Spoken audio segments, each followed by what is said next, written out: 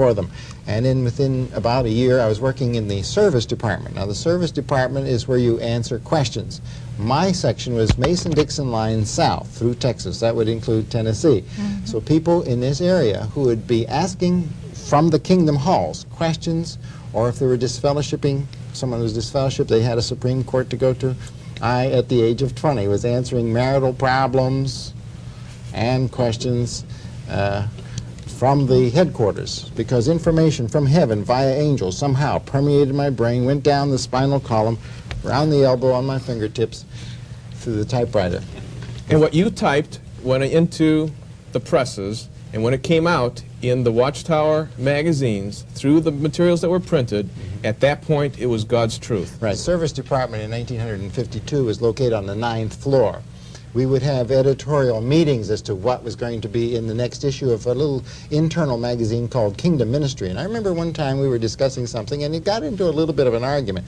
Mr. Knorr at that time, who was the president, got up from his chair, walked over to the door, and he says, "You can argue about it here as long as you want to. Once you get it thrashed out and it comes off the 6th floor," now the 6th floor is the printing press.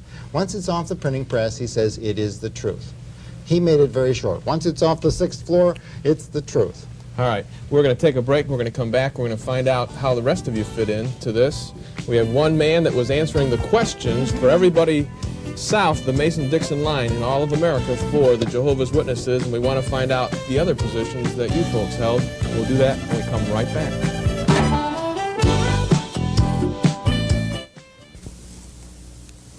Thank you for tuning in to the John Ankerberg Show tonight. Most of the time we have both sides represented.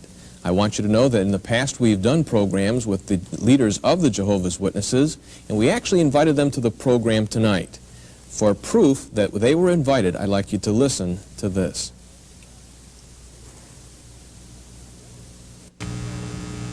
Hello. Hello. Is this a Jehovah's Witness church? Yes. Is this an elder, or? Yes. All right. Do you know that you're speaking to a live audience? Has anybody told you that?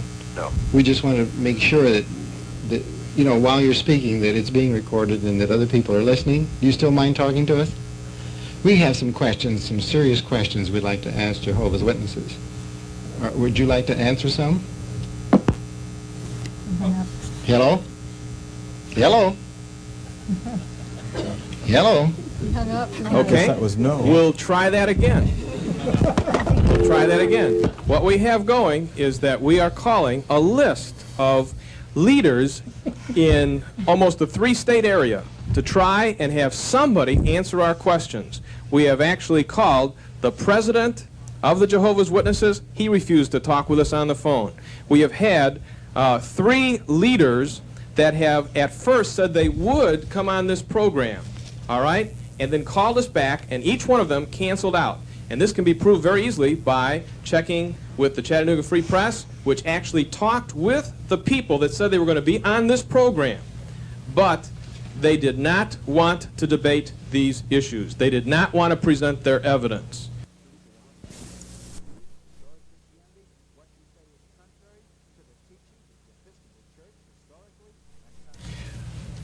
All right, we're back here, and I want to ask you gals, something that came up through my mind while you're talking, Bill, was the fact that I know you and Joan are married.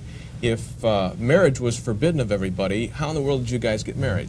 The Watchtower very clearly came out and said in 1938 that we were not to marry. Everybody was not to marry. No one was allowed to marry. Of course, that's a fulfillment of the prophecy made by the Apostle Paul to Timothy, where he said that the false prophets would forbid marriage. In the November 1st, 1938 Watchtower, it says, should they marry? No is the answer supported by the Scriptures. Now, in 1952, the president of Jehovah's Witnesses, Nathan Homer Knorr, married. So just out of the blue, just got married. Yes. No direct instructions from heaven. It just happened. So since he married, we thought it would be all right if the president married, that we could marry. So I asked Joan if she would marry me. Joan, how many years have you been a Jehovah's Witness?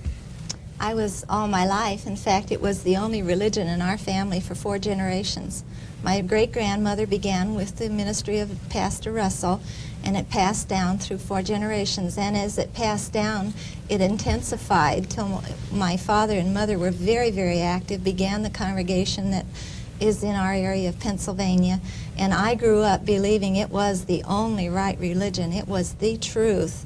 It was God speaking through that organization, and I wouldn't have thought of questioning any of the doctrines of Jehovah's Witnesses. I accepted them as the truth, and I felt I had enough scriptural proof to believe that that was true. What was the thing that then started you doubting?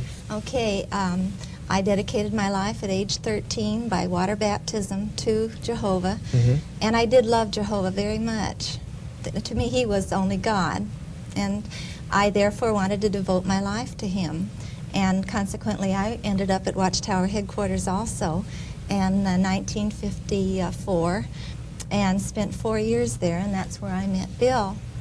And it was while I was there where I felt there should be an intensity of love, because this is where the leaders of Jehovah's Witnesses are. I saw just the opposite. I saw a lack of love toward brothers in the organization. I even felt it in many cases myself. I thought unjustifiedly so.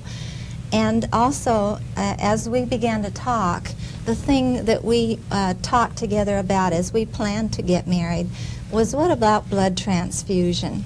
And I found that Bill questioned their doctrine of blood transfusion, as I also did. I did not feel that this was something that was taught in God's Word. What do the witnesses hold about blood transfusion? Well, we had a little of an advantage because in 1952 the Watchtower forbid smallpox vaccinations. Yeah, I was going to Now get Joan, to that. when she was about to go to first grade, their parents took her to a so-called doctor, really a doctor, and he put acid on Joan's leg, burned a hole in her leg to simulate a smallpox vaccination.